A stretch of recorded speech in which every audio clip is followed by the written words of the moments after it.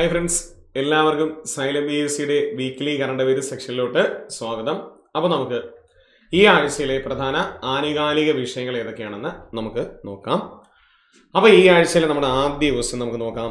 2024 March 30 കേരളത്തിലെ ഏത് പ്രക്ഷോഭത്തിന്റെ ശതാബ്ദി വാർഷികമാണ് ആചരിക്കുന്നു എന്നാണ് ക്വസ്റ്റ്യൻ. അപ്പോൾ ക്വസ്റ്റ്യൻ ഒരിക്കൽ കൂടി പറയുന്നു. 2024 മാർച്ച് 30 കേരളത്തിലെ ഏത് പ്രക്ഷോഭത്തിന്റെ ശതാബ്ദി വാർഷികമാണ്? ശതാബ്ദി നമുക്കറിയാം 100 100ാം വാർഷികമാണ് ആചരിക്കുന്നു എന്ന് ചോദിച്ചാൽ ഏതാണ്? അത് വൈക്കം സത്യാഗ്രഹമാണ്, അല്ലെ? കേരളത്തിലെ ഐത്തോച്ചാടന പ്രസ്ഥാനവുമായി ബന്ധപ്പെട്ട് നടന്ന ആദ്യ സമരമാണ് വൈക്കം സത്യാഗ്രഹം. വൈക്കം സത്യാഗ്രഹം 1924 ആരംഭിച്ചു. മാർച്ച് മാസം 30 മുതൽ 1925 നവംബർ മാസം 23 വരെയായിരുന്നു. PSC നമ്മളോട് ചോദിച്ചിട്ടുണ്ട്, വൈക്കം സത്യാഗ്രഹം എത്ര ദിവസം? 603 ദിവസം നീണ്ടു നിന്നായിരുന്നു, അല്ലെ? വൈക്കം സത്യാഗ്രഹം 603 ദിവസം നീണ്ടു നിന്നതും കൂടിയാണ്. അപ്പോൾ ആ വൈക്കം സത്യാഗ്രഹത്തിന്റെ ശതാബ്ദി വാർഷികമാണ് 2024 മാർച്ച് മാസം 30 എന്ത് ചെയ്യുന്നത്? ആചരിക്കുന്നത്. അപ്പോൾ വൈക്കം സത്യാഗ്രഹവുമായി ബന്ധപ്പെട്ട് നമുക്ക് ഈ വരുന്ന LD മറ്റ് എക്സാമിനെല്ലാം എന്ത് ചെയ്യാം? ഒരു ക്വസ്റ്റ്യൻസ് പ്രതീക്ഷിക്കാവുന്നതാണ്. അപ്പോൾ 2024 മാർച്ച് 30 കേരളത്തിലെ ഏത് പ്രക്ഷോഭത്തിന്റെ ശതാബ്ദി വാർഷികമാണ് ആചരിച്ചു എന്ന് ചോദിച്ചാൽ ഏതാണ്? വൈക്കം സത്യാഗ്രഹമാണ്. രണ്ടാമത്തെ ക്വസ്റ്റ്യൻ, മഹാത്മാഗാന്ധി ദേശീയ ഗ്രാമീണ തൊഴിലുറപ്പ് പദ്ധതി പ്രകാരം കേരളത്തിലെ പുതുക്കിയ വേതനം എത്രയെന്നാണ്, അല്ലെ? ദേശീയ ഗ്രാമീണ തൊഴിലുറപ്പ് പദ്ധതിക്ക് ഇന്ത്യയുടെ 28 സംസ്ഥാനങ്ങൾ എന്ത് ചെയ്യാണ്? പുതുക്കിയ വേതനം നിശ്ചയിച്ചിരിക്കുകയാണ്. അപ്പോൾ കേരളത്തിൽ പുതുക്കിയ വേതനം ചോദിക്കുകയാണെങ്കിൽ 346 രൂപയാക്കിയിട്ടുണ്ട്. നേരത്തെ 333 രൂപയായിരുന്നു, ഇപ്പോൾ 346 രൂപയ്ക്ക്. ഏറ്റവും കൂടുതൽ വേതനം നൽകുന്നത് ഹരിയാനയ്ക്കാണ്. ഏറ്റവും കൂടുതൽ വേതനം നൽകുന്ന സംസ്ഥാനം ചോദിച്ചാൽ ഹരിയാനയാണ്. ഹരിയാനയ്ക്ക് 374 രൂപയാണ്. ഹരിയാനയ്ക്ക് നൽകുന്ന വേതനം എത്രയാണ്? 374 രൂപയും. ഏറ്റവും കുറവ് 2 സംസ്ഥാനങ്ങൾക്ക് നൽകുന്നു. ഒന്ന് അരുണാചൽ പ്രദേശ്, മറ്റൊന്ന് നാഗാലാൻഡ്. അരുണാചൽ പ്രദേശിനും നാഗാലാൻഡിനുമാണ് ഏറ്റവും കുറവ് തുക നൽകുന്നത്. 234 രൂപയാണ്. 234 രൂപയാണ്. അരുണാചൽ പ്രദേശിനും നാഗാലാൻഡിനും നൽകുന്ന തുക എത്രയാണ്? 234 രൂപയാണ്. അപ്പോൾ എന്ത് ചെയ്യാം? ക്വസ്റ്റ്യൻ എന്ന് നന്നായിട്ട് ഓർത്ത് വെച്ചേക്കുക. മഹാത്മാഗാന്ധി ദേശീയ ഗ്രാമീണ തൊഴിലുറപ്പ് പദ്ധതി പ്രകാരം കേരളത്തിലെ പുതുക്കിയ വേതനം ചോദിക്കുകയാണെങ്കിൽ 346 രൂപ ആക്കിയിട്ടുണ്ട്. നേരത്തെ 333 രൂപയായിരുന്നു. ഏറ്റവും കൂടുതൽ ലഭിക്കുന്ന സംസ്ഥാനം ചോദിക്കുകയാണെങ്കിൽ ഹരിയാനയാണ്. 374 രൂപയാണ്. കുറവ് 2 സ്റ്റേറ്റുകളാണ്. അരുണാചൽ പ്രദേശിനും മറ്റൊന്ന് നാഗാലാൻഡിനുമാണ്. അരുണാചൽ പ്രദേശിന് 234, നാഗാലാൻഡും 234 രൂപയാണ്. ഇനി നമ്മൾ വാർത്തകളിൽ ചർച്ച ചെയ്യപ്പെട്ടിരുന്ന ഒരു കാര്യം കൂടിയാണ്. ഒരു നോവൽ എന്ത് ചെയ്യാണ്? സിനിമയായിട്ട് മാറിയിട്ടുണ്ട്. ബെന്യാമിന്റെ ആടുജീവിതം എന്ന നോവൽ പ്രമേയമാക്കി പുറത്തിറങ്ങിയ സിനിമ ഏതെന്ന് ചോദിച്ചു കഴിഞ്ഞാൽ ഏത് തന്നെയാണ്? ആടുജീവിതം തന്നെയാണ്, അല്ലേ? അപ്പോൾ ആടുജീവിതം എന്ന നോവൽ എഴുതിയ വ്യക്തി ബെന്യാമിനാണ്. അദ്ദേഹത്തിന്റെ ആടുജീവിതം എന്ന നോവൽ പ്രമേയമാക്കി പുറത്തിറങ്ങിയ സിനിമ ചോദിച്ചു കഴിഞ്ഞാൽ എന്താണ്? ആടുജീവിതം തന്നെയാണ്. ഇത് സംവിധാനം ചെയ്തത് ബ്ലെസ്സിയാണ്, അല്ലേ? ബ്ലെസ്സിയാണ് ഇത് സംവിധാനം ചെയ്തിരിക്കുന്നത്. ബ്ലെസ്സിയാണ്.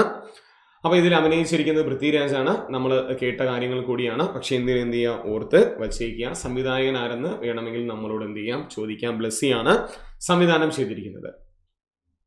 അടുത്ത ക്വസ്റ്റ്യനോട് നോക്കാം. ഒരു നിയമനമാണ്. ശ്രീനാരായണ ഗുരു ഓപ്പൺ സർവകലാശാല വൈസ് ചാൻസലറായി നിയമിതനായ വ്യക്തി ആരെന്നാണ്? മുബാറക് പാഷ. നേരത്തെ ഇരുന്ന മുബാറക് പാഷ വൈസ് ചാൻസലർ ആയിരുന്ന മുബാറക് പാഷ രാജിവെച്ചു. തുടർന്ന് നിലവിൽ ആരാണ് നിയമിതനായ വ്യക്തി എന്ന് ചോദിക്കുകയാണെങ്കിൽ BP ജഗതി രാജാണ്. അപ്പോൾ ശ്രീനാരായണ ഗുരു ഓപ്പൺ സർവകലാശാലയുടെ നിലവിലെ വൈസ് ചാൻസലർ ആരെന്ന് ചോദിച്ചു കഴിഞ്ഞാൽ ആരാണ്? BP ജഗതി രാജാണ്. ശ്രീനാരായണ ഗുരു ഓപ്പൺ സർവകലാശാല വരുന്നത് 2020 ഒക്ടോബർ മാസം 2-ാം തീയതിയാണ് നിലവിൽ വരുന്നത്. ആസ്ഥാനം കൊല്ലമാണ്. അപ്പോൾ നിലവിൽ ആരാണ് അവിടുത്തെ വൈസ് ചാൻസലർ എന്ന് ചോദിച്ചു കഴിഞ്ഞാൽ അത് BP ജഗതി രാജാണ് നിലവിലെ വൈസ് ചാൻസലർ. ഇനി ഒരു പദ്ധതിയാണ്. ഈ പദ്ധതിയുടെ ഒരു റിപ്പോർട്ട് വന്നിട്ടുണ്ടായിരുന്നു. 2023 വരെയുള്ള റിപ്പോർട്ടുകൾ വന്നിട്ടുണ്ടായിരുന്നു. എന്താണ് പദ്ധതി എന്ന് നോക്കുക. ബാലചൂഷണം തടയാൻ വനിതാ ശിശു വികസന വകുപ്പ് നടപ്പിലാക്കുന്ന പദ്ധതി എന്തെന്നാണ് ക്വസ്റ്റ്യൻ. ബാലചൂഷണം തടയുവാനായിട്ട് വനിതാ ശിശു വികസന വകുപ്പ് നടപ്പിലാക്കുന്ന പദ്ധതി ചോദിച്ചാൽ ശരണബാല്യമാണ്. പദ്ധതിയുടെ പേരെന്താണ്? ശരണബാല്യമാണ്.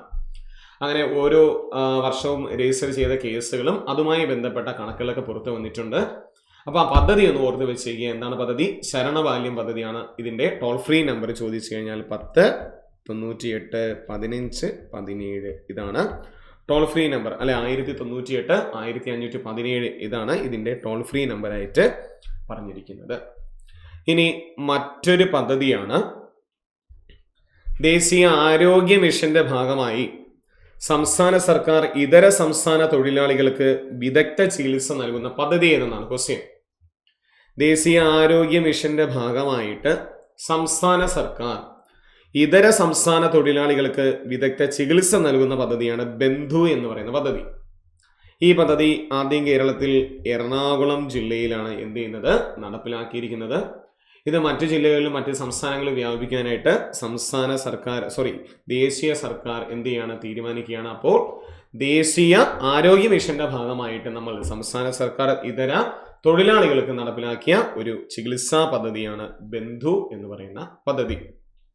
അടുത്ത വീണ്ടും ഒരു പദ്ധതിയാണ് വയോജന ശിശുരോഗി പരിചരണം, പ്രസവ ശുശ്രൂഷ, ഭിന്നശേഷി പരിപാലനം എന്നിവയ്ക്ക് മുൻതൂക്കം നൽകിക്കൊണ്ട് കുടുംബശ്രീ നടപ്പിലാക്കുന്ന പദ്ധതി എന്തെന്നാണ് ക്വസ്റ്റ്യൻ. ഒരിക്കൽ കൂടി വായിക്കുന്നു. വയോജന ശിശുരോഗി പരിചരണം, പ്രസവ ശുശ്രൂഷ, ഒപ്പം ഭിന്നശേഷി പരിപാലനം എന്നിവയ്ക്ക് മുൻതൂക്കം നൽകിക്കൊണ്ട് കുടുംബശ്രീ നടപ്പിലാക്കുന്ന പദ്ധതിയാണ് K4 കെയർ പദ്ധതി. ഈ K4 കെയർ പദ്ധതി, ഹർഷം പദ്ധതി നമ്മൾ കേട്ടിട്ടുണ്ടായിരിക്കും. കുടുംബശ്രീ അല്ലേ, ഹർഷം പദ്ധതി. ആ പദ്ധതി പരിഷ്കരിച്ച് നടപ്പിലാക്കുന്ന ഒരു പദ്ധതിയും കൂടിയാണ് K4 കെയർ എന്ന് പറയുന്ന പദ്ധതി. അപ്പോൾ എന്താണ് ക്വസ്റ്റ്യൻ? വയോജന ശിശുരോഗി പരിചരണം, പ്രസവ ശുശ്രൂഷ, ഭിന്നശേഷി പരിപാലനം എന്നിവയ്ക്ക് മുൻതൂക്കം നൽകിക്കൊണ്ട് കുടുംബശ്രീ നടപ്പിലാക്കുന്ന പദ്ധതിയാണ് ഏത് പദ്ധതി? K4 കെയർ പദ്ധതി എന്ന് പറയുന്നത്. ഇനി അടുത്ത ദിവസം നോക്കാം ഒരു പദ്ധതിയാണ് ശൈശവ വിവാഹം തടയുവാൻ സംസ്ഥാന വനിതാ ശിശു വികസന വകുപ്പ് നടപ്പിലാക്കുന്ന പദ്ധതി എന്നതായിരുന്നു. ഈ പദ്ധതി നേരത്തെ നടപ്പിലാക്കിയിരുന്ന ഒരു പദ്ധതിയായിരുന്നു. ഇതിന്റെ റിപ്പോർട്ട് എന്ത് ചെയ്യാണ്? പുറത്തു വന്നിട്ടുണ്ടായിരുന്നു. ശൈശവ വിവാഹങ്ങൾ കുറഞ്ഞിരുന്നു എന്നുള്ള റിപ്പോർട്ടാണ് പുറത്തു വന്നിരിക്കുന്നത്. അപ്പോൾ ശൈശവ വിവാഹം തടയുവാൻ സംസ്ഥാന വനിതാ ശിശു വികസന വകുപ്പ് നടപ്പിലാക്കുന്ന പദ്ധതിയാണ് പൊൻവാക്ക് എന്ന് പറയുന്ന പദ്ധതി അല്ലേ. ആരാണ് ഇപ്പോൾ വനിതാ ശിശു വികസന വകുപ്പ് കൈകാര്യം ചെയ്യുന്നത്? വീണ ജോർജ് ആണ്.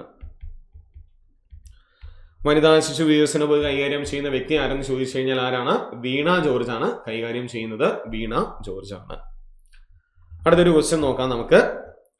വിമാനങ്ങൾക്ക് സമാനമായി ബഹിരാകാശത്തേക്ക് പോയതിനു ശേഷം തിരികെ റൺവേയിൽ സുരക്ഷിതമായി ഇറക്കുവാൻ കഴിയുന്ന ISRO നിർമ്മിക്കുന്ന പുനരുപയോഗിക്കാവുന്ന വിക്ഷേപണ വാഹനം ഏതെന്നാണ്? അപ്പോൾ നോക്കിക്കോളൂ, ക്വസ്റ്റ്യൻ ഒരിക്കൽ കൂടി വായിക്കുന്നു. വിമാനങ്ങൾക്ക് സമാനമായി ബഹിരാകാശത്തേക്ക് പോയതിനു ശേഷം തിരികെ റൺവേയിൽ സുരക്ഷിതമായി ഇറക്കുവാൻ കഴിയുന്ന ISRO നിർമ്മിക്കുന്ന റീയൂസബിൾ ലോഞ്ച് വെഹിക്കിൾ, അതിന് നമ്മൾ നൽകിയിരിക്കുന്ന പേര് പുഷ്പക് എന്ന പേരാണ്. നമ്മൾ നൽകിയിരിക്കുന്ന ഏത് പേരിലാണ്? പുഷ്പക് എന്ന പേരിലാണ്. ഇതിന്റെ ആദ്യ പരീക്ഷണം നമ്മൾ 2023 ഏപ്രിൽ മാസം 2023 ഇതിന്റെ ഒരു പരീക്ഷണം നടത്തിയിരുന്നു. ഇപ്പോൾ ഇതിന്റെ മറ്റൊരു പരീക്ഷണമാണ് നമ്മൾ 2024 മാർച്ചിൽ നടത്തിയത്. ഇത് വിജയകരമായി എന്ത് ചെയ്യുകയാണ്? പൂർത്തീകരിച്ചിരിക്കുകയാണ്. അപ്പോൾ വിമാനങ്ങൾക്ക് സമാനമായിട്ട് ബഹിരാകാശത്ത് പോയതിനു ശേഷം തിരികെ റൺവേയിൽ സുരക്ഷിതമായിട്ട് ഇറക്കുവാൻ കഴിയുന്ന ISRO നിർമ്മിക്കുന്ന റീയൂസബിൾ ലോഞ്ച് വെഹിക്കിളിന്റെ പേരാണ് പുഷ്പക് എന്ന് പറയുന്നത്. ഇതിന്റെ പ്രോജക്ട് ഡയറക്ടർ ആരെന്ന് ചോദിക്കുകയാണെങ്കിൽ ജെ മുത്തുപാണ്ഡ്യനാണ്. ഇതിന്റെ പ്രോജക്ട് ഡയറക്ടർ. ഇതിന്റെ മിഷൻ ഡയറക്ടർ ആരെന്ന് ചോദിക്കുകയാണെങ്കിൽ ബി കാർത്തിക് ആണ്. ഇതിന്റെ മിഷൻ ഡയറക്ടർ ആരെന്ന് ചോദിച്ചു കഴിഞ്ഞാൽ പദ്ധതി മിഷൻ ഡയറക്ടർ ആരാണ്? ബി കാർത്തികും. പ്രോജക്ട് ഡയറക്ടർ ആരെന്ന് ചോദിക്കുകയാണെങ്കിൽ മുത്തുപാണ്ഡ്യനും. മിഷൻ ഡയറക്ടറാണ് ബി കാർത്തികൻ എന്ന് പറയുന്നത്. ഉറപ്പായിട്ട് എന്ത് ചെയ്യാം? നമ്മളോട് ചോദിക്കാൻ പറ്റിയ ഒരു ക്വസ്റ്റ്യൻ ആണ്. അടുത്ത നമ്മൾ വീണ്ടും ഒരു പരീക്ഷണം വിജയിച്ചിരിക്കുകയാണ്. ഹിന്ദുസ്ഥാൻ എയറോനോട്ടിക്സ് ലിമിറ്റഡ് തദ്ദേശീയമായി നിർമ്മിച്ച വിമാനം ഏതെന്നാണ്? ഹിന്ദുസ്ഥാൻ എയറോനോട്ടിക് ലിമിറ്റഡ് തദ്ദേശീയമായി നിർമ്മിച്ച വിമാനം ചോദിച്ചാൽ തേജസ് മാർക്ക് 1A ആണ്. 2024 മാർച്ചിൽ ഇതിന്റെ പരീക്ഷണം എന്ത് ചെയ്യാണ് നമ്മൾ വിജയകരമായിട്ട് പൂർത്തീകരിച്ചിരിക്കുന്നു. ഇതും നമ്മളോട് എന്ത് ചെയ്യാം ചോദിക്കാവുന്നതാണ്. അപ്പോൾ ഹിന്ദുസ്ഥാൻ എയറോനോട്ടിക് ലിമിറ്റഡ് തദ്ദേശീയമായി നിർമ്മിച്ച വിമാനം ഏതാണ്? തേജസ് മാർക്ക് 1A എന്ന് പറയുന്ന വിമാനമാണ്. അടുത്ത് നമുക്ക് കിട്ടിയ ഒരു പുരസ്കാരമാണ് US-ന്റെ ഏവിയേഷൻ വീക്ക് ലോറൈറ്റ്സ് അവാർഡ് ലഭിച്ച ഇന്ത്യൻ ദൗത്യം ഏതെന്നാണ്. US-ന്റെ ഏവിയേഷൻ വീക്ക് ലോറൈറ്റ്സ് അവാർഡ് ലഭിച്ച ഇന്ത്യൻ ദൗത്യം ഏതെന്ന് ചോദിക്കുകയാണെങ്കിൽ ചാന്ദ്രയാൻ 3 ആണ് അല്ലേ. ചാന്ദ്രയാൻ 3 നമുക്കറിയാം ദക്ഷിണ ധ്രുവത്തിൽ നമ്മൾ എന്ത് ചെയ്യാണ് സോഫ്റ്റ് ലാൻഡിംഗ് നടത്തിയിരിക്കുകയാണ്. ചാന്ദ്രയാൻ 3 ആണ് നമ്മുടെ ദൗത്യം. അതിന് നമുക്ക് എന്ത് ചെയ്യണം പുരസ്കാരം ലഭിച്ചിരിക്കുകയാണ്. ആ ദക്ഷിണ ധ്രുവത്തിൽ നമ്മൾ ചാന്ദ്രയാൻ 3 നമ്മൾ അവിടെ എന്ത് ചെയ്യാണ് സോഫ്റ്റ് ലാൻഡിംഗ് നടത്തിയ പ്രദേശം നമ്മൾ അല്ലേ വിളിച്ചു അല്ലേ ശിവശക്തി പോയിന്റ്. ആ പോയിന്റ് ആസ്ട്രോണമിക്കൽ യൂണിറ്റ് എന്ത് ചെയ്യാണ് ഇത് അംഗീകരിച്ചിരിക്കുകയാണ്. ഇന്റർനാഷണൽ ആസ്ട്രോണമിക്കൽ യൂണിറ്റ് ആ പോയിന്റ് ശിവശക്തി പോയിന്റ് എന്നുള്ളത് എന്ത് ചെയ്യാണ് അംഗീകരിച്ചിരിക്കുകയാണ്. അപ്പോൾ എന്ത് ചെയ്യുക US-ന്റെ ഏവിയേഷൻ വീക്ക് ലോറൈറ്റ്സ് അവാർഡ് ലഭിച്ച ഇന്ത്യൻ ദൗത്യം ഏതെന്ന് ചോദിച്ചു കഴിഞ്ഞാൽ ഏതാണ്? ചാന്ദ്രയാൻ 3 ആണ്. ഇനി അടുത്തൊരു പുരസ്കാരമാണ് ഇന്ത്യക്കാരൻ നൽകിയിരിക്കുന്ന ഒരു പുരസ്കാരം കൂടിയാണ്. സൗരയൂഥത്തിലെ ചിഹ്നഗ്രഹമായ 2005 EX-296 ഇന്ത്യയിലെ ഏത് ശാസ്ത്രജ്ഞന്റെ പേരിലാണ് പുനർനാമകരണം ചെയ്തിരിക്കുന്നു എന്നുള്ളതാണ്. അപ്പൊ ഇന്ത്യയിലെ ഒരു ശാസ്ത്രജ്ഞന് ലഭിക്കാവുന്ന ഏറ്റവും വലിയൊരു പുരസ്കാരം കൂടിയാണ് അല്ലെ. സൗരയൂഥത്തിലെ ഒരു ചിഹ്നഗ്രഹത്തിന് അദ്ദേഹത്തിന്റെ പേര് എന്ത് ചെയ്യാണ് പുനർനാമകരണം ചെയ്തിരിക്കുകയാണ്. 2005 EX-296 എന്ന് പറയുന്ന ഒരു ചിഹ്നഗ്രഹത്തിന് പ്രൊഫസർ ജയന്ത് മൂർത്തി എന്നാണ് അല്ലെ അദ്ദേഹത്തിന്റെ പേരാണ് എന്ത് ചെയ്യുന്നത് പുനർനാമകരണം ചെയ്തിരിക്കുന്നത്. പ്രൊഫസർ ജയന്ത് മൂർത്തി എന്ന് പറയുന്ന ഒരു വ്യക്തി ഇദ്ദേഹം സൂര്യന്റെ അൾട്രാ വയലറ്റ് വികിരണങ്ങളെ കുറിച്ച് എന്ത് ചെയ്യാണ് പഠനം നടത്തുന്ന ഒരു വ്യക്തിയാണ്. സൂര്യന്റെ അൾട്രാ വയലറ്റ് വികിരണങ്ങളെ കുറിച്ച് പഠനം നടത്തുന്നു. അതും കൂടി ബഹുമാനിച്ചുകൊണ്ടാണ് എന്ത് ചെയ്യുന്നത് അദ്ദേഹത്തിന്റെ പേര് എന്ത് ചെയ്യുന്നത് 2005 EX-296 എന്ന് പറയുന്ന ചിഹ്നഗ്രഹത്തിന് നൽകാൻ തീരുമാനിച്ചിരിക്കുന്നത്. അടുത്തൊരു പ്രധാനപ്പെട്ട ഒരു ക്വസ്റ്റ്യൻ ആണ്. അതീവ സുരക്ഷയെ തുടർന്ന് 2024 മാർച്ചിന് ഇന്ത്യ നോ ഫ്ലൈ സോണായി പ്രഖ്യാപിച്ച പ്രദേശം ഏതെന്നാണ്. അപ്പോൾ അതീവ സുരക്ഷയെ തുടർന്ന് ഇന്ത്യ നോ ഫ്ലൈ സോണായിട്ട് പ്രഖ്യാപിച്ച പ്രദേശം ചോദിച്ചു കഴിഞ്ഞാൽ ഏതാണ്? അത് ബംഗാൾ ഉൾക്കടലാണ്. ഈ പ്രദേശം നമ്മൾ എന്ത് ചെയ്യുകയാണ് നോ ഫ്ലൈ സോണായിട്ട് പ്രഖ്യാപിച്ചിട്ടിരിക്കുകയാണ്. കാരണം ഇന്ത്യൻ മഹാസമുദ്രത്തിൽ കഴിഞ്ഞ പ്രാവശ്യം ചൈനീസ് ചാരക്കപ്പലുകളെല്ലാം വന്നായിരുന്നു. നമ്മൾ അഗ്നി 5 പരീക്ഷണം വിജയകരമായിട്ട് പൂർത്തീകരിച്ചപ്പോൾ അപ്പോൾ മറ്റ് പരീക്ഷണങ്ങളൊക്കെ നടക്കുന്ന സമയത്ത് ചൈനീസ് ചാരക്കപ്പലുകൾ എന്ത് ചെയ്യാം പ്രവേശിക്കാം. അതുകൊണ്ട് നമ്മൾ എന്ത് ചെയ്യാം ഈ നമ്മുടെ ഭാഗമെല്ലാം നമ്മൾ ഇന്ത്യ നോ ഫ്ലൈ സോണായിട്ട് പ്രഖ്യാപിച്ചിട്ടിരിക്കുകയാണ്. അപ്പോൾ അതീവ സുരക്ഷയെ തുടർന്ന് 2024 മാർച്ചിൽ നമുക്ക് അങ്ങനെ ചോദിക്കാം. മാർച്ചിൽ ഇന്ത്യ നോ ഫ്ലൈ സോണായിട്ട് പ്രഖ്യാപിച്ച പ്രദേശം ഏതാണ്? ബംഗാൾ ഉൾക്കടലാണ്. അടുത്ത ഒരു പുരസ്കാരം കൂടിയാണ്. ബ്രാൻഡ് ഫിനാൻസ് ഇൻഷുറൻസ് 2024 റാങ്കിംഗ് പ്രകാരം ലോകത്തിലെ ശക്തമായ ഇൻഷുറൻസ് ബ്രാൻഡ് ഏതെന്നാണ്. നോക്കിക്കോളൂ, ബ്രാൻഡ് ഫിനാൻസ് ഇൻഷുറൻസ് 2024 റാങ്കിംഗ് പ്രകാരം ലോകത്തിലെ ഏറ്റവും ശക്തമായിട്ടുള്ള ഇൻഷുറൻസ് ബ്രാൻഡ് ഏതെന്ന് ചോദിക്കുകയാണെങ്കിൽ LIC ആണ് അല്ലേ. ലൈഫ് ഇൻഷുറൻസ് കോർപ്പറേഷൻ ലിമിറ്റഡ് ആണ്. നമ്മുടെ ഇന്ത്യയുടെ LIC ആണ് എന്ത് ചെയ്യുന്നത് ബ്രാൻഡ് ഫിനാൻസ് ഇൻഷുറൻസ് 2024 ആ റാങ്കിങ്ങിൽ ഒന്നാമതായിട്ട് വന്നിരിക്കുന്നത്. അപ്പോൾ LIC 1956 എന്ത് ചെയ്യുന്നത് LIC രൂപീകരിക്കുന്നത് 1956. ഇനി ലോകത്തിലെ ആദ്യ CNG ബൈക്ക് അവതരിപ്പിക്കുന്ന കമ്പനി ഏതെന്നാണ്. ലോകത്തിലെ തന്നെ ആദ്യത്തെ CNG ബൈക്ക് അവതരിപ്പിക്കുന്ന കമ്പനി ഏതാണ്? ബജാജ് ആണ് അവതരിപ്പിക്കുന്ന കമ്പനി ഏതെന്ന് ചോദിച്ചാൽ ഏതാണ്? ബജാജ് ആണ് അവതരിപ്പിക്കുന്നത്. അപ്പോൾ നമുക്ക് അടുത്ത ക്വസ്റ്റ്യനിലോട്ട് നോക്കാം. നമ്മളൊരു പരീക്ഷണം നടത്തുകയാണ്. 2024 മാർച്ചിൽ ക്ഷയരോഗത്തിനെതിരെ ഇന്ത്യയിൽ ക്ലിനിക്കൽ പരീക്ഷണം ആരംഭിച്ച കമ്പനി ഏതെന്നാണ്. അപ്പോൾ 2024 മാർച്ചിൽ ക്ഷയരോഗത്തിനെതിരെ ഇന്ത്യയിൽ ക്ലിനിക്കൽ പരീക്ഷണം ആരംഭിച്ച കമ്പനി ഏതാണ്? നമ്മുടെ ഭാരത് ബയോടെക് ആണ്. ഭാരത് ബയോടെക്കിന്റെ ആസ്ഥാനം ഹൈദരാബാദിലാണ്. അപ്പോൾ ഹൈദരാബാദ് ആസ്ഥാനമായിട്ട് പ്രവർത്തിക്കുന്ന ഭാരത് ബയോടെക് ആണ് 2024 മാർച്ചിൽ ക്ഷയരോഗത്തിനെതിരെ ഇന്ത്യയിൽ ക്ലിനിക്കൽ പരീക്ഷണം ആരംഭിച്ച കമ്പനി. ഇനി ഒരു സ്ഥാപനമാണ്. ഡൽഹിയിൽ പുതുതായി നിർമ്മിച്ച ഇന്ത്യൻ നാവികസേനയുടെ പുതിയ ആസ്ഥാന മന്ദിരം അറിയപ്പെടുന്ന പേരാണ്. അപ്പോൾ ഡൽഹിയിൽ പുതുതായിട്ട് നിർമ്മിച്ച ഇന്ത്യൻ നാവികസേനയുടെ ആസ്ഥാന മന്ദിരം അറിയപ്പെടുന്ന പേരാണ് നൗസേന ഭവൻ എന്ന പേരിലാണ് അറിയപ്പെടുന്നത്. നൗസേന ഭവൻ ഉദ്ഘാടനം ചെയ്തത് രാജ്നാഥ് സിംഗ് ആണ്. നൗസേന ഭവൻ ഉദ്ഘാടനം ചെയ്തത് രാജ്നാഥ് സിംഗ് ആണ്. നമുക്കറിയാം, നമ്മുടെ ഇന്ത്യയുടെ നാവികസേന നിലവിലെ മേധാവി മലയാളി ആർ ഹരികുമാർ ആണ് അല്ലെ. മേധാവി ആരാണ് നിലവിൽ? ആർ ഹരികുമാർ ആണ്. ഒന്ന് ഓർത്ത് വെച്ചേക്കുക. അപ്പോൾ ഡൽഹിയിൽ പുതുതായി നിർമ്മിച്ച ഇന്ത്യൻ നാവികസേനയുടെ പുതിയ ആസ്ഥാന മന്ദിരം ഏത് പേരിലാണ് അറിയപ്പെടുന്നു എന്ന് ചോദിക്കുകയാണെങ്കിൽ നൗസേന ഭവൻ എന്ന പേരിലാണ് അറിയപ്പെടുന്നത്. അടുത്ത മറ്റൊരു നിയമനമാണ്. NIA പുതിയ മേധാവിയായി ചുമതലയേറ്റിയ വ്യക്തി ആരാണെന്നാണ് അല്ലെ. നാഷണൽ ഇൻവെസ്റ്റിഗേഷൻ ഏജൻസിയുടെ പുതിയ മേധാവിയായി ചുമതലയേറ്റ വ്യക്തിയാണ് സദാനന്ദ് വസന്ത് എന്ന് പറയുന്ന വ്യക്തിയാണ് എന്ത് ചെയ്യുന്നത്? NIA പുതിയ മേധാവിയായിട്ട് ചുമതലയേറ്റത്. അപ്പോൾ നാഷണൽ ഇൻവെസ്റ്റിഗേഷൻ ഏജൻസിയുടെ പുതിയ മേധാവിയായി ചുമതലയേറ്റ വ്യക്തി ആരാണ്? അത് സദാനന്ദ് വസന്ത് എന്ന് പറയുന്ന വ്യക്തിയാണ്. അടുത്ത നോക്കിക്കോളൂ. ലഡാക്കിന് സംസ്ഥാന പദവി ആവശ്യപ്പെട്ട് നിരാഹാരം അനുഷ്ഠിച്ചിരുന്ന ഒരു പ്രമുഖ പരിസ്ഥിതി പ്രവർത്തകൻ ആരെന്നാണ്? അദ്ദേഹം 21 ദിവസം എന്ത് ചെയ്യാണ്? നിരാഹാരം അനുഷ്ഠിക്കുകയാണ് അവിടെ. അപ്പോൾ 21 ദിവസത്തെ നിരാഹാരം അത് അവസാനിച്ചിരിക്കുകയാണ്.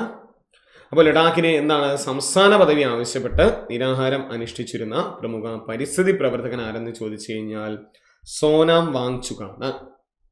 നമ്മൾ ഈ ഒരു പേര് പക്ഷെ മുന്നേ കേട്ടിട്ടുണ്ടായിരിക്കും. അമീർ ഖാന്റെ 3 ഇഡിയറ്റ് എന്ന് പറയുന്ന സിനിമയ്ക്ക് പ്രചോദനമായിട്ടുള്ളൊരു വ്യക്തിയാണ് സോനാം വാങ്ചുക് എന്ന് പറയുന്ന വ്യക്തി. അദ്ദേഹമാണ് ലഡാക്കിന് സംസ്ഥാന പദവി നൽകണമെന്ന ആവശ്യത്തെ തുടർന്ന് 21 ദിവസം എന്ത് ചെയ്യുന്നത്? അവിടെ നിരാഹാരം അനുഷ്ഠിച്ചിരുന്നത്. ഇനി മറ്റൊരു നഗരം, മുമ്പേ നമ്മുടെ നഗരം ഒരു റാങ്കിങ്ങിൽ വന്നിരിക്കുകയാണ്. ഹൂറൂൺ ഗ്ലോബൽ റിച്ച് ലിസ്റ്റ് 2024 പ്രകാരം ഏഷ്യയിലെ കോടീശ്വരന്മാരുടെ തലസ്ഥാന നഗരമായിട്ട് വന്നത് ഏതെന്നാണ്? അപ്പോൾ ഹൂറൂൺ ഗ്ലോബൽ റിച്ച് ലിസ്റ്റ് 2024 പ്രകാരം ഏഷ്യയിലെ തന്നെ കോടീശ്വരന്മാരുടെ തലസ്ഥാന നഗരമായി മാറിയ നഗരം ചോദിച്ചു കഴിഞ്ഞാൽ മുംബൈ ആണ് അല്ലെ. ഇന്ത്യയിലെ മുംബൈയിലാണ്. അപ്പോൾ ഇന്ത്യയിലെ ഏറ്റവും വലിയ കോടീശ്വരൻ അനിൽ അംബാനിയാണ് ലിസ്റ്റിൽ. അനിൽ അംബാനി ഏറ്റവും വലിയ കോടീശ്വരനായിട്ട് മുകേഷ് അംബാനിയാണ് ഏറ്റവും വലിയ കോടീശ്വരൻ. അനിൽ അംബാനി അല്ല, മുകേഷ് അംബാനിയാണ് അവിടെ. മുകേഷ് അംബാനിയാണ്. കേരളത്തിൽ എവരുടെ ലിസ്റ്റിൽ? കേരളത്തിൽ ചോദിച്ചു കഴിഞ്ഞാൽ യൂസഫ് അലിയാണ്. യൂസഫ് അലിയാണ് കേരളത്തില്. ലോകത്തിൽ ചോദിക്കുകയാണെങ്കിൽ എലോൺ മസ്ക് ആണ്. എലോൺ മസ്ക് ആണ്. അപ്പോൾ ഹൂറൂൺ ഗ്ലോബൽ റിച്ച് ലിസ്റ്റിൽ ഇന്ത്യയിലെ ഏഷ്യയിലെ തന്നെ അല്ലെങ്കിൽ ആ മുംബൈ നഗരത്തിലെ അങ്ങനെ വേണമെങ്കിലും പറയാം ഏറ്റവും വലിയ കോടീശ്വരനായിട്ട് തിരഞ്ഞെടുത്തത് മുകേഷ് അംബാനിയാണ്. കേരളത്തിൽ ആരാണ് കോടീശ്വരൻ എന്ന് ചോദിക്കുകയാണെങ്കിൽ യൂസഫ് അലിയാണ് ലിസ്റ്റിൽ. ലോകത്താരാണ്? എലോൺ മസ്ക് ആണ്. ലോകത്തിൽ എലോൺ മസ്ക് ആണ്. ക്വസ്റ്റ്യൻ ഒരിക്കൽ കൂടി പറയുന്നു. ഹൂറൂൺ ഗ്ലോബൽ റിച്ച് ലിസ്റ്റ് 2024 പ്രകാരം ഏഷ്യയിലെ കോടീശ്വരന്മാരുടെ തലസ്ഥാന നഗരമായിട്ട് മാറിയത് എവിടെയാണ്? അത് മുംബൈ ആണ്. അടുത്തൊരു ക്വസ്റ്റ്യൻ നോക്കിക്കോളൂ. ഇന്റർനാഷണൽ ലേബർ ഓർഗനൈസേഷൻ റിപ്പോർട്ട് പ്രകാരം അല്ലെ, ILO international labour organisation report പ്രകാരം തൊഴിൽ രഹിത ഇന്ത്യക്കാരിൽ എത്ര ശതമാനം ചെറുപ്പക്കാരെയാണ് രേഖപ്പെടുത്തിയിരിക്കുന്നതെന്നാണ് അല്ലെ. ഇന്റർനാഷണൽ ലേബർ ഓർഗനൈസേഷൻ തൊഴിൽ രഹിത ഇന്ത്യക്കാരിൽ എത്ര ശതമാനം പേരാണ് ചെറുപ്പക്കാരെന്ന് ചോദിക്കുകയാണെങ്കിൽ 83% പേർ ചെറുപ്പക്കാരെ രേഖപ്പെടുത്തിയിട്ടുണ്ട്. ILO ഓർക്കുക 1919 രൂപീകരിക്കുന്നത്. ആസ്ഥാനം ജനീവയാണ്. ആസ്ഥാനമായിട്ട് ILOയുടെ ആസ്ഥാനം ചോദിച്ചു കഴിഞ്ഞാൽ എവിടെയാണ്? ജനീവയാണ്. ക്വസ്റ്റ്യൻ ഒന്ന് നന്നായിട്ടൊന്ന് ഓർത്ത് വെച്ചേക്കുക. നമ്മളോട് എന്ത് ചെയ്യാം? ചോദിക്കാൻ ചാൻസ് കൂടുതലാണ്. അപ്പോൾ ഇന്റർനാഷണൽ ലേബർ ഓർഗനൈസേഷൻ റിപ്പോർട്ട് പ്രകാരം തൊഴിൽ രഹിത ഇന്ത്യക്കാരിൽ എത്ര ശതമാനം ചെറുപ്പക്കാരെയാണ് രേഖപ്പെടുത്തിയിരിക്കുന്നത് ചോദിച്ചാൽ എത്ര ശതമാനം ചെറുപ്പക്കാരാണ്? ഇവിടെ 83% ചെറുപ്പക്കാരെയാണ് രേഖപ്പെടുത്തിയിരിക്കുന്നത്. അടുത്ത ദിവസം നോക്കിക്കോളൂ, ഒരു വേദിയാണ്. 2024 UN ഇന്റർനാഷണൽ അറ്റോമിക് എനർജി കമ്മീഷന്റെ ആണവോർജ ഉച്ചകോടിക്ക് വേദിയായ നഗരം എവിടെയെന്നാണ്. ക്വസ്റ്റ്യൻ ഒരിക്കൽ കൂടി പറയുന്നു. 2024 UN ഇന്റർനാഷണൽ അറ്റോമിക് എനർജി കമ്മീഷന്റെ ആണവോർജ ഉച്ചകോടിക്ക് വേദിയായ നഗരം ചോദിച്ചു കഴിഞ്ഞാൽ ബ്രസൽസ് ആണ്. ബ്രസൽസ് നമുക്കറിയാം ബെൽജിയത്താണ് അല്ലേ, ബെൽജിയം ബ്രസൽസ് ആണ്. ഒപ്പം മറ്റൊരു വേദിയാണ് 2024 50ാമത് G7 ഉച്ചകോടിക്ക് വേദി. 2024 50ാമത് G7 ഉച്ചകോടിക്ക് വേദി ചോദിച്ചു കഴിഞ്ഞാൽ ഇറ്റലിയാണ് വേദിയായത് അല്ലെ. 49ാമത് G7 ഉച്ചകോടിക്ക് വേദിയായത് ജപ്പാനിലെ ഹിരോഷിമയിലാണ് വേദിയായത്. ജപ്പാനിലെ ഹിരോഷിമയിലാണ്. 50ാമത് വേദി എവിടെയെന്ന് ചോദിച്ചു കഴിഞ്ഞാൽ എവിടെയാണ്? അത് ഇറ്റലിയിലാണ് വേദിയായത്. G7 ഉച്ചകോടിക്ക് വേദി എവിടെയാണ്? ഇറ്റലിയാണ്. അടുത്ത ദിവസം നോക്കിക്കോളൂ. വാർത്തയിൽ നമ്മൾ ചർച്ച ചെയ്യപ്പെട്ട ഒരു കാര്യം കൂടിയാണ്. 2024 മാർച്ചിൽ സിംഗപ്പൂർ ചരക്ക് കപ്പലായ ഡാലി ഇടിച്ചു തകർന്ന ഫ്രാൻസിസ് സ്കോട്ട് കീ പാലം സ്ഥിതി ചെയ്യുന്ന നഗരം എവിടെയെന്നാണ്. അപ്പോൾ ഒന്നുകൂടി വായിക്കുന്നു. 2024 മാർച്ചിൽ സിംഗപ്പൂർ ചരക്ക് കപ്പലായ ഡാലി ഇടിച്ചു തകർന്ന ഫ്രാൻസിസ് സ്കോട്ട് കീ പാലം സ്ഥിതി ചെയ്യുന്ന നഗരം ചോദിക്കുകയാണെങ്കിൽ ബാൾട്ടിമോർ ആണ്. ബാൾട്ടിമോർ അമേരിക്കയിലാണ്. അമേരിക്കയിലെ ഒരു നഗരമാണ് ബാൾട്ടിമോർ. ബാൾട്ടിമോറിലാണ് സിംഗപ്പൂർ ചരക്ക് കപ്പലായ ഡാലി ഇടിച്ച് പാലം തകർന്ന് 7 പേര് മരിച്ചു. 1-2 പേരെ വീണ്ടും ഇനിയും കാണാനുണ്ട് എന്നുള്ള വാർത്ത ഇപ്പോഴും നിലനിൽക്കുകയാണ്. ഇതിനൊരു മറ്റൊരു പ്രത്യേകത, ഇതിൻ്റെ ചരക്ക് കപ്പലിൻ്റെ ക്യാപ്റ്റൻ ആയിരിക്കുന്ന ഒരു മലയാളി എന്നാണ് റിപ്പോർട്ട് വരുന്നത്. അദ്ദേഹത്തിൻ്റെ പേര് രാജേഷ് ഉണ്ണി എന്ന് പറയുന്ന വ്യക്തിയാണ്. അദ്ദേഹത്തിൻ്റെ പേര് രാജേഷ് ഉണ്ണി എന്ന് പറയുന്ന ഒരു വ്യക്തിയാണ്. ഒന്ന് ജസ്റ്റ് ഒന്ന് ഓർത്തിരിക്കുക. അദ്ദേഹം ഒരു മലയാളി ക്യാപ്റ്റനാണ്. അതുകൊണ്ട് ഒരുപക്ഷെ എന്ത് ചെയ്യാം, അതിലെ ക്യാപ്റ്റൻ ആര് എന്ന് വേണമെങ്കിൽ നമ്മളോട് ക്വസ്റ്റ്യൻസ് പ്രതീക്ഷിക്കാം. ഇനി ഒരു ചുഴലിക്കാറ്റാണ്. 2024 മാർച്ചിൽ ഓസ്ട്രേലിയയിൽ വീശിയ ഉഷ്ണമേഖലാ ചുഴലിക്കാറ്റ് ഏതെന്നാണ് ക്വസ്റ്റ്യൻ. 2024 മാർച്ചിൽ ഓസ്ട്രേലിയയിൽ വീശിയ ഉഷ്ണമേഖലാ ചുഴലിക്കാറ്റ് മേഘൻ ആണ്. മേഘൻ. അപ്പം മേഘൻ ചുഴലിക്കാറ്റ് വീശിയ രാജ്യം ഏതെന്ന് ചോദിച്ചു കഴിഞ്ഞാൽ ഏതാണ്? അത് ഓസ്ട്രേലിയയാണ്. വീശിയ രാജ്യം എവിടെയാണ്? ഓസ്ട്രേലിയയിലാണ്. അടുത്ത ക്വസ്റ്റ്യൻ നോക്കിക്കോളൂ. ഒരു സ്ഥലം. ലോകത്തിലെ ആദ്യത്തെ ഡ്രാഗൺ ബോൾ തീം പാർക്ക് നിലവിൽ വരുന്നത് എവിടെയെന്നാണ്.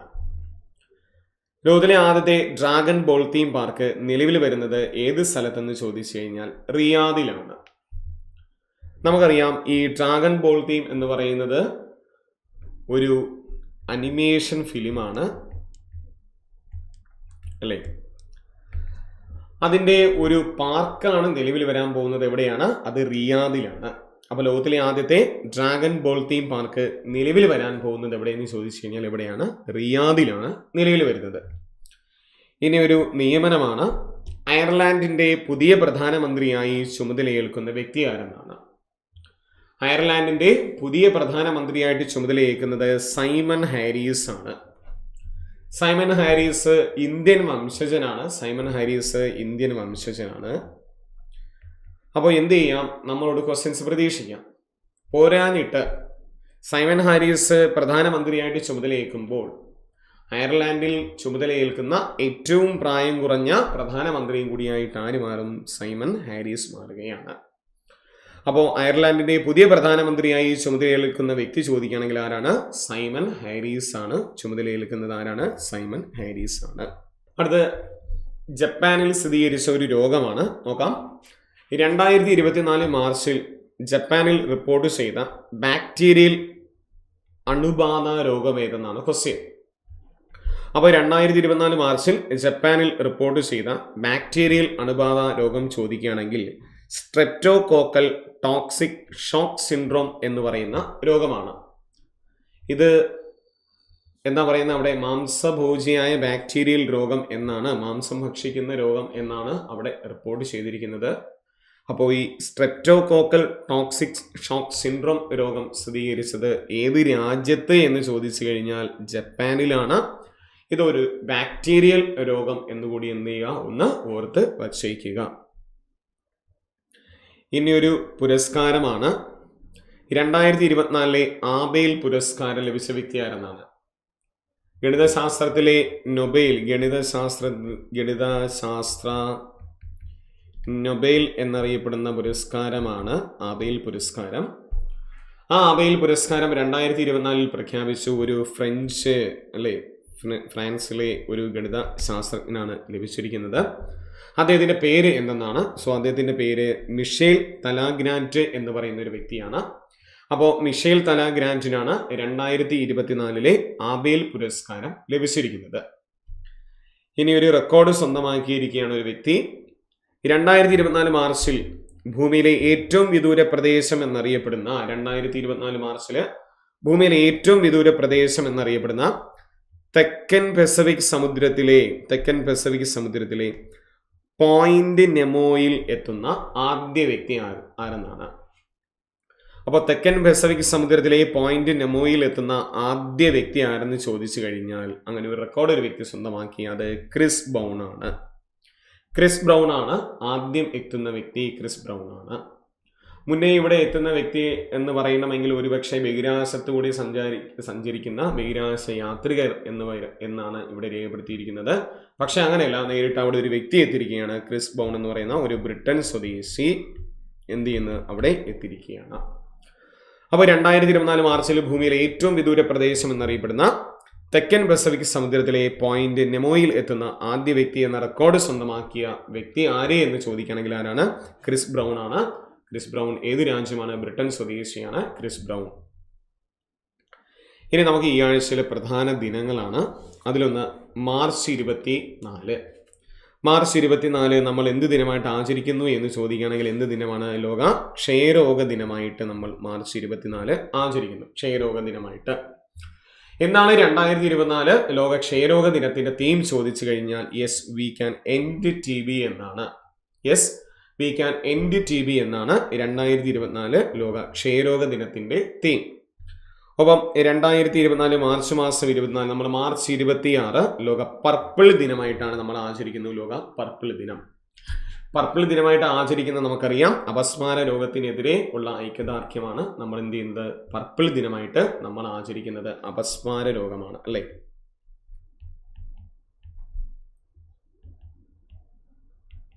അല്ലേ?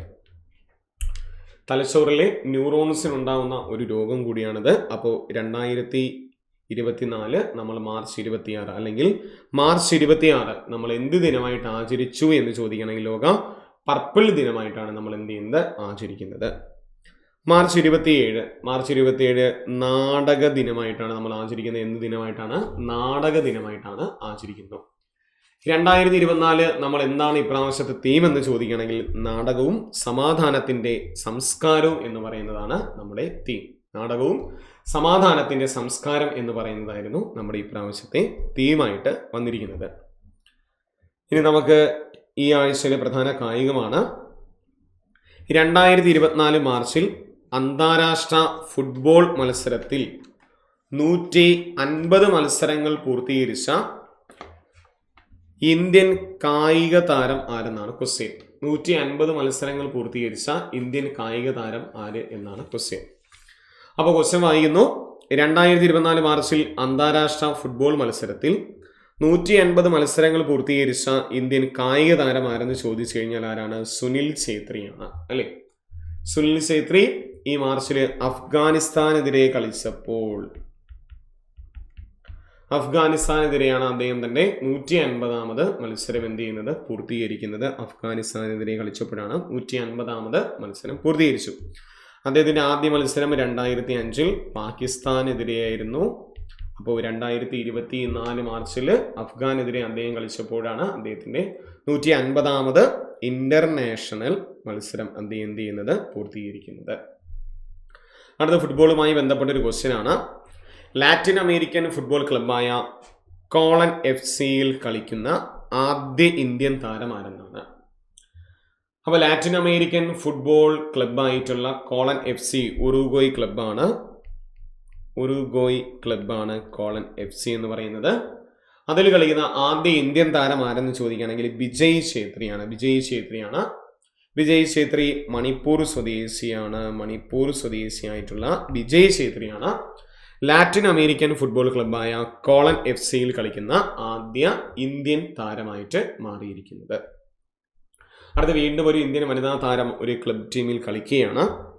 ഓസ്ട്രേലിയൻ പ്രൊഫഷണൽ ഫുട്ബോൾ ലീഗിൽ കളിക്കുന്ന ആദ്യ ഇന്ത്യൻ താരം ആരെന്നാണ്? ഓസ്ട്രേലിയൻ പ്രൊഫഷണൽ ഫുട്ബോൾ ലീഗിൽ കളിക്കുന്ന ആദ്യ ഇന്ത്യൻ താരം ആരെന്ന് ചോദിക്കുകയാണെങ്കിൽ പാന്തോയി സാനുവാണ്. പാന്തോയി സാനു ഗോൾ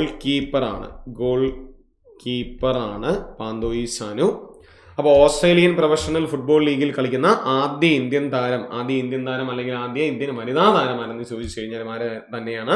പാന്തോയി സാനു ഗോൾ കീപ്പറാണ്. ഇനി ഒരു വേദിയാണ് 2024 ഏഷ്യ കപ്പ് വനിതാ T20 ക്രിക്കറ്റിന്റെ വേദി വന്നിരിക്കുകയാണ്. അതിന്റെ ബാക്കി ടീമും ഷെഡ്യൂളും എല്ലാം വന്നിട്ടുണ്ട്. വേദി എവിടെയാണ്? ശ്രീലങ്കയാണ് വേദി. അപ്പോൾ 2024 ഏഷ്യ കപ്പ് വനിതാ T20 ക്രിക്കറ്റ്, ഏഷ്യ കപ്പാണ് വനിതാ T20 ക്രിക്കറ്റ് വേദി എവിടെയെന്ന് ചോദിച്ചു കഴിഞ്ഞാൽ ശ്രീലങ്കയാണ് വേദി. പങ്കെടുക്കുന്നത് 8 രാജ്യങ്ങളാണ്. ഇതിൽ പങ്കെടുക്കുന്ന എത്ര രാജ്യങ്ങളാണ്? 8 രാജ്യങ്ങളാണ്. അടുത്തൊരു കമ്മിറ്റിയിൽ ഒരു മലയാളി താരം അംഗമായിരിക്കുകയാണ്. രാജ്യാന്തര ഹോക്കി ഫെഡറേഷന്റെ അത്ലീറ്റ്സ് കമ്മിറ്റിയിൽ അംഗമായ മലയാളി താരം അല്ലെങ്കിൽ അംഗമായ മലയാളി ആരെന്ന് ചോദിച്ചു കഴിഞ്ഞാൽ PR ശ്രീജേഷ് ആണ്. അപ്പോൾ PR ശ്രീജേഷ് നമുക്കറിയാം Indian hockey team goal keeper കൂടിയാണ്. അല്ലെങ്കിൽ രാജ്യാന്തര ഹോക്കി ഫെഡറേഷന്റെ അത്ലീറ്റ്സ് കമ്മിറ്റി അംഗമായ ഇന്ത്യക്കാരൻ എന്ന് ചോദിച്ചു കഴിഞ്ഞാലും ആര് തന്നെയാണ്? PR ശ്രീജേഷ് ആണ് അല്ലെ. 2017 രാജ്യം പത്മശ്രീ പുരസ്കാരം നൽകി ആദരിച്ചു. 2021 മേജർ ധ്യാൻചന്ദ് ഖേൽ രത്ന പുരസ്കാരം ലഭിച്ച താരം കൂടിയാണ് PR ശ്രീജേഷ് അല്ലെ. നമ്മൾ പഠിച്ചതും കൂടിയാണ്. മേജർ ധ്യാൻചന്ദ് ഖേൽ രത്ന പുരസ്കാരം ലഭിക്കുന്ന ആദ്യ മലയാളി പുരുഷ താരം കൂടിയാണ് PR ശ്രീജേഷ്. അടുത്തൊരു ക്വസ്റ്റ്യൻ നോക്കിക്കോളൂ. ഇന്ത്യൻ പ്രീമിയർ ലീഗിൽ ഏറ്റവും ഉയർന്ന സ്കോർ നേടിയ ടീം ഏതെന്നാണ്? ഈ നടക്കുന്ന IPL ഏറ്റവും ഉയർന്ന സ്കോർ നേടിയ ടീം ചോദിക്കുകയാണെങ്കിൽ സൺറൈസേഴ്സ് ഹൈദരാബാദാണ് അല്ലെ. സൺറൈസേഴ്സ് ഹൈദരാബാദാണ് ഏറ്റവും ഉയർന്ന സ്കോർ നേടിയത്. മുംബൈ ഇന്ത്യൻസിനെതിരെ 277 റൺസാണ് സൺറൈസേഴ്സ് ഹൈദരാബാദ് നേടിയത്. അവർ തന്നെയാണ് അവസാനം ജയിക്കുകയും ചെയ്തു. അപ്പോൾ സൺറൈസേഴ്സ് ഹൈദരാബാദാണ് നിലവിലെ ഇന്ത്യൻ പ്രീമിയർ ലീഗിൽ ഏറ്റവും ഉയർന്ന സ്കോർ നേടിയ ടീം ചോദിച്ചു കഴിഞ്ഞാൽ. പാറ്റ് കമിൻസ് ആണ് സൺറൈസേഴ്സ് ഹൈദരാബാദിന്റെ നിലവിലെ ക്യാപ്റ്റൻ. പാറ്റ് കമിൻസ് ആണ്. അപ്പോൾ ഇതുവരെ പറഞ്ഞ കാര്യങ്ങൾ ഏകദേശം മനസ്സിലായി എന്ന് പ്രതീക്ഷിക്കുന്നു. നമുക്ക് എന്ത് ചെയ്യാം? കഴിഞ്ഞ ആഴ്ച നമ്മൾ പറഞ്ഞ 5 ക്വസ്റ്റ്യൻസ് ഏതൊക്കെയാണെന്ന് നമുക്ക് മെല്ലെ നോക്കാം. അതിന്റെ ആൻസറും. പെൺകുട്ടികൾക്ക് ബോക്സിംഗ് പരിശീലനം നൽകുന്നതിനായിട്ട് കേരള സർക്കാർ ആരംഭിച്ച പദ്ധതി നമ്മൾ ഏത് പേരിലാണ്? പഞ്ച് എന്ന പേരിലാണ്.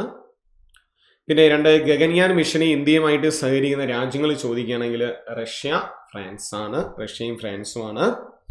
ഇന്ത്യയിലെ ആദ്യ വ്യോമസേന പൈതൃക കേന്ദ്രം നിലവിൽ വന്നത് എവിടെയാണ്? അത് ചണ്ഡീഗഡിലാണ്. വ്യോമസേന പൈതൃക കേന്ദ്രം നിലവിൽ വന്നത് ചണ്ഡീഗഡിലാണ്.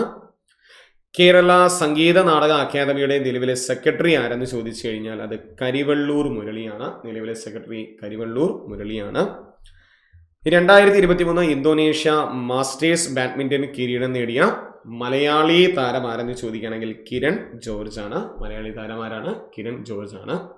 അപ്പോൾ നമുക്ക് ഈ ആഴ്ചയിലെ 5 ക്വസ്റ്റ്യൻസ് ഏതൊക്കെയാണെന്ന് നോക്കാം. 2024 സൂപ്പർ കപ്പ് ഫുട്ബോളിന് വേദിയായ സംസ്ഥാനം ഏതെന്നാണ് ക്വസ്റ്റ്യൻ. 2 കാസർഗോഡ് ജില്ലയിലെ ഔദ്യോഗിക പുഷ്പം ഏതെന്നാണ് ക്വസ്റ്റ്യൻ. കാസർഗോഡ് ജില്ലയിലെ ഔദ്യോഗിക വൃക്ഷം ഏതെന്നാണ് ക്വസ്റ്റ്യൻ. 2024 ജാനുവരി 13 അന്തരിച്ച വിഖ്യാത ഹിന്ദുസ്ഥാനി സംഗീതജ്ഞനും പത്മവിഭൂഷൺ ജേതാവുമായ വ്യക്തി ആരെന്നാണ് നമ്മുടെ മൂന്നാമത്തെ ക്വസ്റ്റ്യൻ. 4 2024 ബ്രിക്സ് ഉച്ചകോടിക്ക് വേദിയാകുന്ന രാജ്യം ഏതെന്നാണ് ക്വസ്റ്റ്യൻ. 2024 ബ്രിക്സ് ഉച്ചകോടിക്ക് വേദിയാവുന്ന രാജ്യം. 5 സംസ്ഥാനത്ത് ആദ്യമായിട്ട് ഓൺലൈൻ ഗ്രാമസഭ സംഘടിപ്പിച്ച പഞ്ചായത്ത് ഏതെന്നാണ്? കേരളത്തില് ആദ്യമായിട്ട് ഓൺലൈൻ ഗ്രാമസഭ സംഘടിപ്പിച്ച പഞ്ചായത്ത് ഏതെന്നാണ് ക്വസ്റ്റ്യൻ. അപ്പൊ നമുക്ക് അടുത്ത ആഴ്ച മറ്റൊരു വീഡിയോയിൽ എന്ത് ചെയ്യാം, വീണ്ടും കാണാം. എല്ലാവർക്കും all the best. Thank you.